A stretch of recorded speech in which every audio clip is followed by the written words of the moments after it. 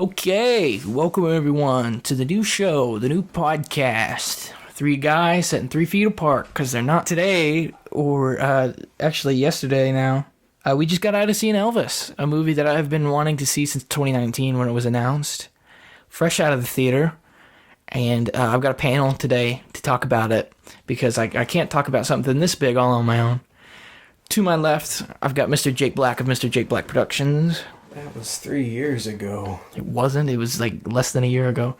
And we've got Manny Lopez from After Hours TV over in the off camera chair. We're going to be talking about the movie, some performances, some favorite parts. First thing I want to talk about is the future Academy Award nominee Austin Butler.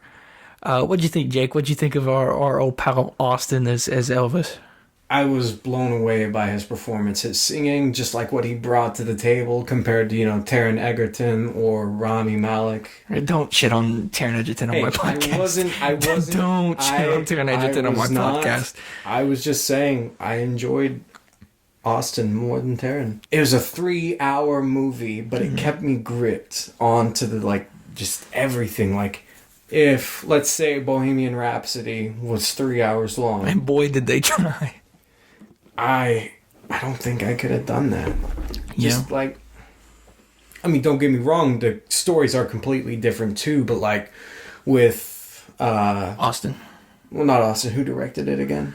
Who directed this? But Baz Luhrmann. Yeah, Baz Luhrmann. Just his style of direction and everything, it just kept it interesting, trippy. I would not Sure. I would not take acid and watch this movie. But it was so diverse and lively compared to Bohemian Rhapsody, where everything was just shot in a still, kind of movement where nothing was flashy it was flashy, but you Yeah, no, I get what you mean. I thought he did very well. I think that it was done in very good taste. That he really, like he said, what did he say at the beginning in the little press thing?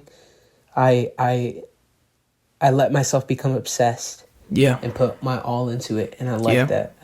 I believe him because, I just felt like there was a lot of love going into it, and that it came out very well. Yeah, there was just a vibe about the whole thing, and and I don't think that I mentioned in this take that we saw it on the Tuesday before.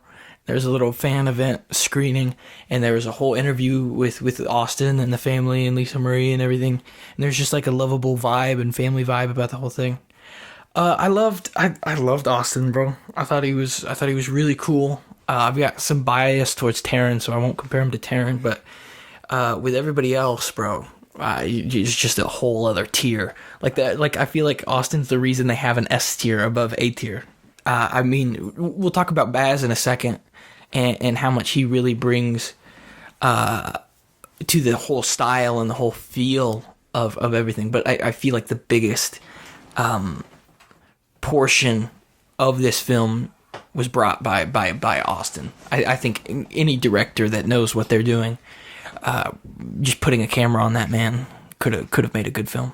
I personally think that there's a difference between acting and then really, really getting into it. Because, you have Walk the Line with Joaquin Phoenix. I'm not dissing him. It was an amazing movie and great acting. But, it just felt legitimate. You felt like you were watching Elvis play through his whole life again. Yeah. Because I love Walk the Line, too. But that's still Joaquin Phoenix to me, and maybe it has to do with Austin not being as famous as Joaquin and all of that, or he doesn't have the expansive filmography that Joaquin has. But who cares? I still got lost and lost for the ride with Austin. But supporting Austin, or you could say co-leads, I would say co-leads, even though marketing may not make it seem that way. Tom Hanks as the Colonel, Tom Parker. That man brought an evil performance to that man. Yeah. Because I personally just recently discovered who Colonel Tom Parker was. what would you say, like 5-6 days ago? Yeah. We went on a little whim of a Graceland trip, and just the story, like hearing the man took half of everything. Like there was no, like, I don't know if it was just like Elvis was naive. That was it, right? Or too trusting. Yeah, Yeah. I think that's how you define naive is too trusting. But we saw it, and spoilers obviously. But I think it just had a lot to do with his mother, and that base. I feel like he based a lot of his trust and relationships off of how he felt about his mother, and the colonel was in the right place at the right time, and definitely took advantage of the man. And when he wasn't in the right place, he manipulated his way right back into it. Because, spoilers, I noticed that there was 3 like different occasions where Elvis was just ready to break things off with him, and then you have Colonel Tom Parker like slimes his way out of it every time. It's just wild because you can see like the manipulation going on, and if you like put yourself in Elvis's shoes, then there's no possible way you would be able to get out of that. And it's in both, and the scene in specific I'm thinking of is nearer to the end, and at the hotel, the big one where Elvis is fleeing the hotel after he's done and he's freaked out, and you can see it in both of their eyes. Obviously acting, so Elvis and Tom Parker's eyes, there's so much desperation from both sides because Elvis needs it and Tom Parker needs it equally as much. Well, maybe not equally as much, because we're told that Elvis could probably do it on his own. I disagree, but Elvis needs it psychologically and Tom Parker needs it financially, and I feel like that's really important to the relationship. But we were talking about Tom Hanks. What'd you think about Tom Hanks? Oh man, Tom Hanks, like I think this young actor has a nice up and coming career. Like, we already knew Tom Hanks was a great actor, but like, What a guy, Tom Hanks. what he brought to the table was just nothing short of phenomenal. Like, I would say it's Even though he looked like a testicle the whole time. sweaty one at that. Sweaty one, yeah. but I think that just helped his makeup a lot. But keep going. Like, was the Colonel's nose really that big? I don't know, Like, but if it's not, did they they- really fucked him, didn't they? Did Priscilla, was she just like, yeah, make his nose bigger, fuck that guy? Manny, what'd you think of Tom Hanks? I think he did great. It's just like, and I'm not sure if that's more of like who he was playing or, and I don't think it's a Tom Hanks thing, but like I just got a lot of, and just to put it plainly, like Jared Leto, House of Gucci vibes. Still have not watched that movie. Do you know what I'm talking about? Like, Elvis, how could you do this to me? I'm Paulo. Yeah, no, I get it. And I think a lot of it has to do with the similar prosthetics. no, I don't. Jared Leto had a fat suit on too. But that's not what I was saying. I was more leaning towards like the. Wait, Tom Hanks had a fat suit on? Well, overacting is what you're getting at. But see, like, I don't think he overacted. Maybe, definitely Jared overacted, but maybe it's just. That was such a fun viewing experience, House of Gucci. But maybe it's just like the actual guy he's playing is Tom Parker, yeah. is just that eccentric, I guess, which this whole movie is. Welcome to Baz Luhrmann. Very Welcome to Baz. eccentric. I watched an interview with Tom Hanks, and he talked about him and Austin and how different their rehearsals were, because Austin could go off and he could learn everything and read every book and watch every documentary about Elvis, but there's not nearly as much coverage on the Colonel. I think the voice was way off. Well, like, I get it, like his voice is weird, and then the whole thing from being with Holland is supposed to be like a twist at the end. I don't know. Surprised to no one that he was like. Not from here. Yeah. Surprised that Elvis. Austin's Elvis was pissed. And just like the way that he went off on him near the end there, where he's just like, somebody call the FBI because we got a illegal alien here. The one time Elvis gets racist in the movie. But no, I love Tom Hanks as much as the other guy, but I'll also say it was a little bit overacted. And it wasn't a misfire. It's not going to be in any cringe compilation or anything like Jared Leto. But I just, if I was doing it, I would have toned it down, and I would have been a lot more. And I think that's in Baz Luhrmann's direction, which is what we'll talk about next. But I feel like if Tom Hanks would have played it more calm and more scarily, more evil, con man. But what I meant by that was like in that one bit where it like flashes back to all the times like that Elvis trusted him. Do you know what I'm talking about? Yeah. Whenever there's a multitude of times. Yeah. Whenever it says like when he's talking about Gladys, his mom. And he goes in to hug him. I forget where it was at. I'll work just as hard as she would in her name. It was when he was at his weakest, where his manipulation showed off the most. Yeah. My whole point in trying to bring that up was that like I just don't think it worked because like he I just didn't feel any sympathy or empathetic for. Or just wasn't feeling empathetic at all for him because, you know. Because he's a dick. And on this podcast, we will proudly say, fuck Tom Parker. All the way through. Everybody in the room right now has seen at least one Baz Luhrmann movie that's not Elvis. Whether that be 10 years ago or 1 week ago, which is when I watched all my Baz Luhrmann movies for the first time. Jake, what do you think of Mr. Baz Luhrmann? What have you seen? Great Gatsby? I've seen The Great Gatsby, and in junior high 10 years ago. It wasn't the junior high. The last time I saw it was like sophomore year. Yeah. We all saw Romeo and Juliet and Romeo plus year. Juliet. Yeah. What a movie. Wait, was that the one with Leonardo DiCaprio? Yeah. In English classes. That was the shit. Yeah. You liked it? I thought it was funny. I'm one of the people with Baz where it's hit and miss. I got Strictly Ballroom, which is his first movie, on Blu-ray today, and I'll watch that probably after we're done recording and everybody's at home. But I watched Moulin Rouge with Ewan McGregor, and I watched Great Gatsby for the first time. Is that it? Yeah. Everything else I watched was a lot of Elvis stuff and Romeo plus Juliet. And I love Moulin Rouge. I'll defend it with my life. Love Great Gatsby too. Romeo and Juliet, hate it with a passion. Like the worst thing I've ever seen. And I feel like Elvis, when it comes to just being nauseatingly Baz, is a perfect mix of being in the middle. Cris, I know you feel very strongly about Baz's quirks.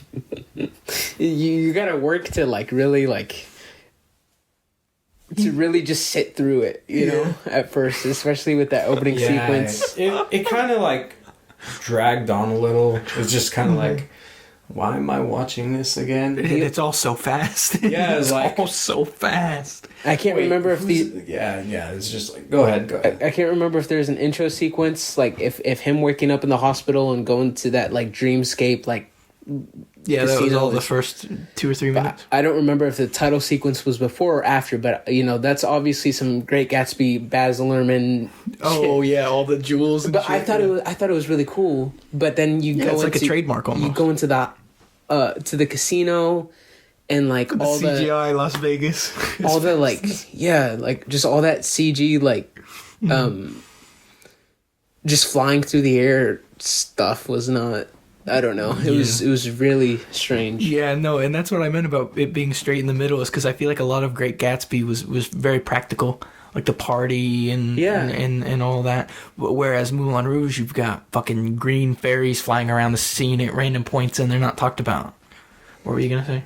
One thing that I did really, really appreciate about this movie was the like dedication to authenticity of like all the cars that he used and everything like that. Yeah. Especially in that final shot where, you know, you could, whenever they were pulling into Graceland Yeah. it was the exact same car that we just saw Yeah. a couple days before. But I think that's a plus in Baz's direction because, you know, you're the director. That's your responsibility. Yeah, he actually did his homework on this, and I really appreciate that. Yeah, no. Yeah, we're not shitting on the guy. We're just shitting on his editing team. I'm gonna shit on him just a little. I really did not like all the all my likes and whatnot. I can't find the actual term, but like tropes, I guess. Yeah, Like little, he has a lot of tropes, like all the hard cuts and the quick cuts and like at certain points, like when Elvis is overwhelmed or whatever, like all the echoing voices and the flashing lights. Yeah. But then again, you have cool points where it's like cool points in the movie where I forget what exactly he is, but he's like really under fire, and it's right before he gets arrested, and they're on the baseball field. Trouble. Yeah, the trouble scene. If there's another thing I could give to the movie besides Austin's performance, it would be the art direction. It definitely knew what it wanted to be. Even if it may have been too much, it knew exactly what it wanted to be, and it knew exactly what it wanted to look like, whether we agree with it or not. It knew what it wanted to. Like, am I just crazy, or could you like just see the tone changing like with every decade? Like, Yeah, definitely, and that's what they tried to do with those posters. We've got that cool poster sheet, and like there's 3 definitive eras, and I feel like it works as 3 definitive movies almost. That's a cool bridging point. I'm just gonna shit on him just a little bit more. I don't know how to feel about the pacing. Yeah, no, I'll get into that. Yeah, I'll fuck on Bass for that too. But not like time skipping, but like. Well, I'll fuck on them for time skipping. Like in the theater, you were talking about. You made. You didn't fucking mention King Creole. No. Kissing cousins. Yeah, I showed them all kissing cousins and the fact that it exists and. But you made these like hand gestures, like what, like. Yeah, I was pissed. my ass in the theater, yeah. Of that he just met Priscilla like that, or they already met and they were talking in their room. Yeah. Like and it would have been nice to see them come together and like actually fall in love and then fucking meet. We never see them meet. Like, how do you not have your 2 romantic leads meet? Well, in defense of it, I feel like it's not about them and more about. Like Priscilla's not a main character. Yeah, and I get that. And something that I will say about the pacing, being a nerd, and I know everybody watching this is like, oh yeah, we already knew that. And I mean, like, yeah, in every biopic, there's been like the Kurt Russell one, and there's been like 2000. My favorite one is the 2004 one. That's a deep cut, the NBC miniseries. But like, I've seen the story 1,000 times. I've seen Elvis go over to the army, and I've seen him meet Priscilla, and every biopic has a scene of him sitting down with Priscilla's dad in Germany, and I've seen it. So I think that might be why it wasn't included, is because it's been included in every single Elvis piece of media. Is that scene where Priscilla's dad is like, "Oh, don't mess with my daughter. I'll take good care of her, sir," and all that. I think that's might be why. I think it's integral. Supports it. Okay, Because that's a different way to look at it, because she's never been on board with a biopic like she has with this. Yeah, like it's different than all the other ones. Like it definitely is. Like, sure, you get your good moments, but like it shows. Whenever it shows, but whenever it doesn't, that's what I really think she might have enjoyed. Yeah. See, here's the thing, though. I feel like, well, you know, that's something you can.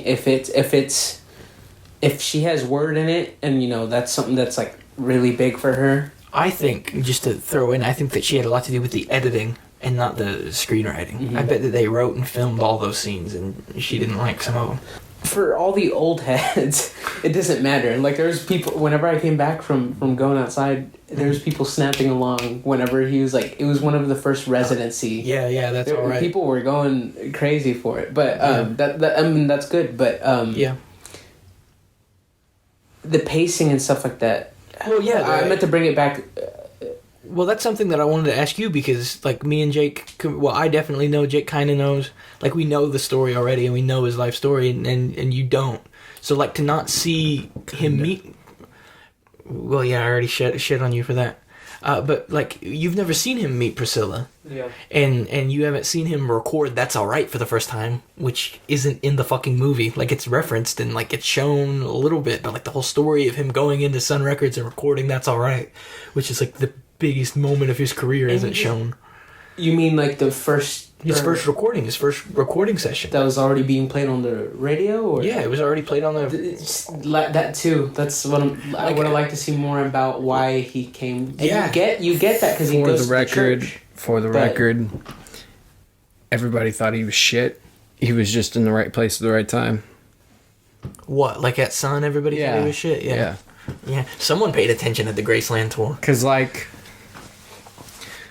what I really got from it was you had the secretary lady that was, totally... Yeah, really banked on him. Yeah. Like, really put herself out there for him. And then you had... Sam Phillips. Sam Phillips. I knew it was Sam something, but whatever. He was like, who the hell is this dude? You know? Like... Which you wouldn't know that from watching Elvis 2022. Yeah, it's just like... Oh my God, we got to get this boy, so much, and it's just like... And I get it, like I 100% get it. They're tropes, almost, having that one scene where, if you guys, I think you might know, I think they may have talked about it on the tour. He only went in the studio because he was trying to record a song for his mom, and you couldn't send, like, links back then, he had to go get it recorded on vinyl, and then that's where he met the secretary and all that. And I get it that it's a trope, and it's been done in every movie and every series, but some stuff like that, I just don't think you can cut out. It's very important. Well, that brings it back to like spending too much time. Yeah. But that is a trope. Like in almost every, it's like, wow, this boy really can sing. And you were talking about the secretary and Sam, like they show that. But just one line of her being like, "Oh, stop it," he's really good, and then him being like, "All right."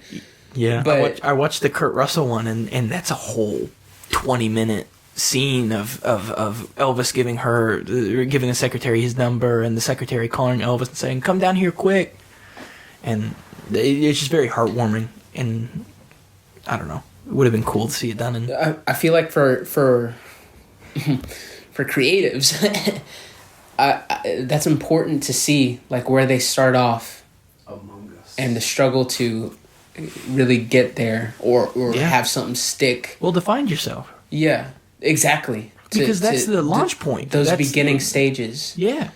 And another thing that I'll put in for the Elvis fans is they didn't mention Bill Black or Scotty Moore at all, his original band. Do you remember who I'm talking about? Yeah, who played on That's All Right. Like, they're in the movie, but they're never called Scotty or Bill. And like that, the Blue Moon Boys, which is a deep cut. Nobody calls them Elvis Presley and the Blue Moon Boys, but I saw that on their thing, which was cool. But I want to branch off on your point about spending too much time in specific areas. Baz said that there's a 4-hour cut of this movie somewhere, and I'm damn sure there is. I'm a diehard '68 comeback special. Bro saw me almost freak out when we saw the leather jacket at Graceland. I've always loved the comeback special since I've been a kid, but even I think that we spent way too much time there. And here's the thing: I love the comeback special, and I love what it stands for. But you, who hasn't that doesn't know the story, I feel like there's not enough payoff to show how important the comeback special was. Yeah. We just skipped through the movies. That was 12 years of his life that he wasn't doing anything, that we saw pass by in 2 minutes. So that reward of the comeback special doesn't pay off near as much as it should. That was the end of the Searcher documentary. Like, that was the big ending, was the comeback special. Like, the biggest part of Elvis, like the climax, whatever. It's definitely the climax of his career. And it's what, the middle of the movie? Well, I can go off on a... Prepare yourselves, everyone. I might go off on a little tangent. And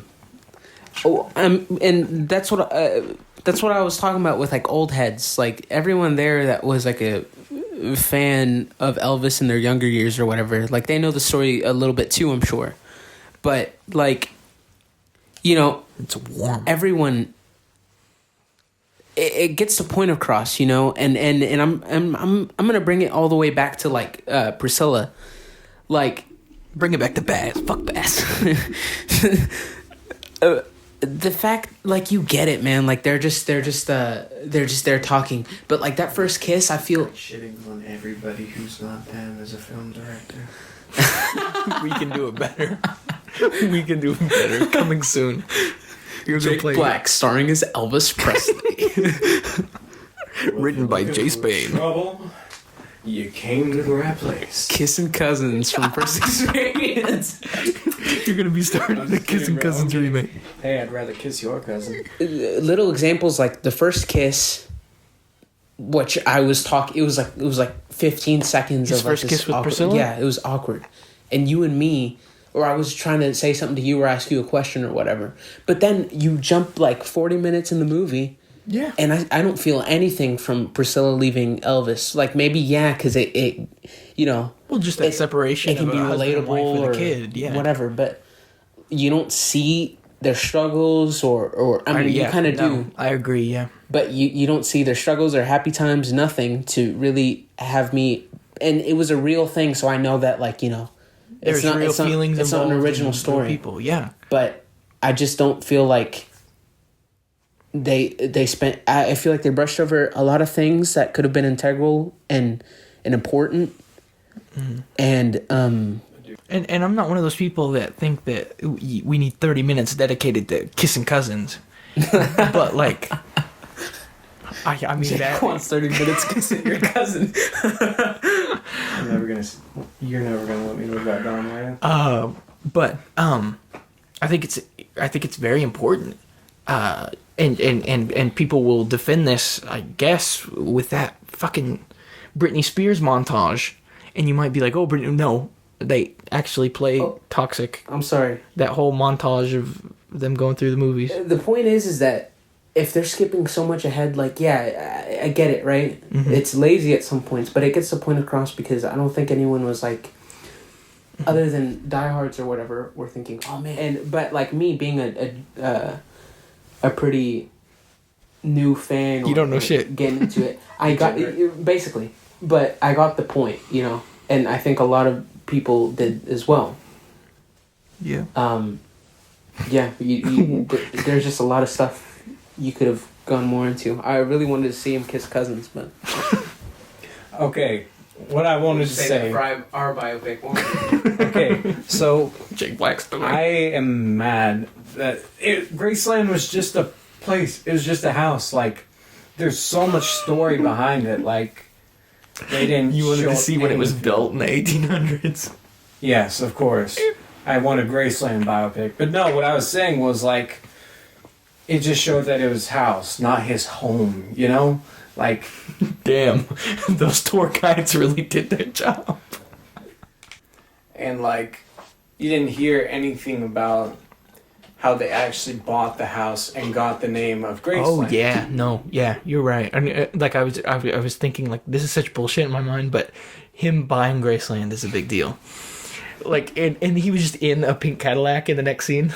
Like, Well, you know, I feel like that's fine. You know, he told her he was gonna buy her a pink Cadillac, and he did. and again, in all the other movies, it's a big scene where he takes Gladys to pick out the Cadillac, and she's like, "Oh no, I can't accept this." And Elvis is like, "It's all right, Mama. I have the money for it now." And it's like a big, and obviously, if I can say what lines they said, obviously it's in every movie and it's a trope.